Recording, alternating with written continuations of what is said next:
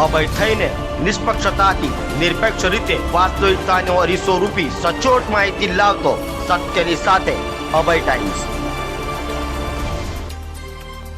વરાછામાં આવેલ જગદીશનગર ચોપાટીમાં નજીવી બાબતે થયેલા ઝઘડામાં એક ઇસમની ચપ્પુના ઘા મારી હત્યા કરાતા ચકચાર મચી જવા પામી હતી। તો પોલીસે હત્યારાઓમાં 10 બાળ કિશોર છે, જ્યારે 2ની પોલીસે ધરપકડ કરી છે।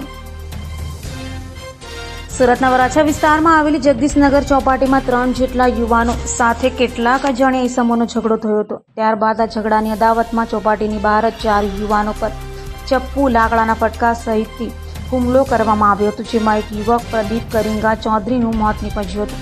તો હુમલાખોરોમાં 10 કિશોરો સહિત 12 હત્યારા હોય અને વિક્રમ નામના ઇસમે મૃતકને ચપ્પુના ઘા મારતા મોતને ભેટ્યો હતો। હાલ તો વરાછા પોલીસે વિક્રમ નારાયણ સોલંકી અને ભીમ ભરત રાઠોડને ઝડપી પાડ્યા છે, જ્યારે આ મામલે વધુ તપાસ વરાછા પોલીસે હાથ ધરી છે।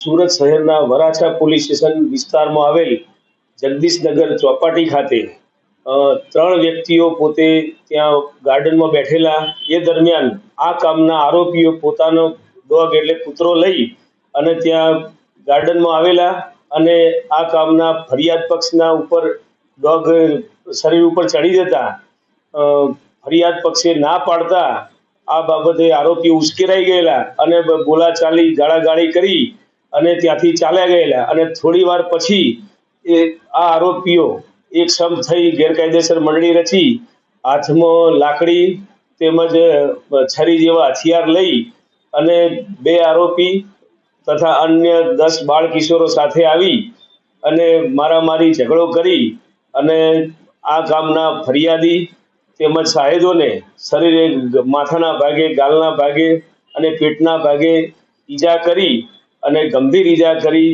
અને પોતે ભાગી ગયેલા। આ બાબતે વરાછા પોલીસ સ્ટેશનમાં ફરિયાદ નોંધાવતા વરાછા પોલીસ ઇન્સ્પેક્ટર તથા તેમની ટીમે આ ગુનાના કામે કુલ 2 આરોપીઓની ધરપકડ કરેલ છે અને અન્ય 10 બાળ કિશોરોને પણ ડિટેન કરવામાં આવેલ છે। ગુનાની વૈજ્ઞાનિક ઢબે તપાસ હાલ ચાલુ છે। FSL ની મદદ લેવામાં આવી છે।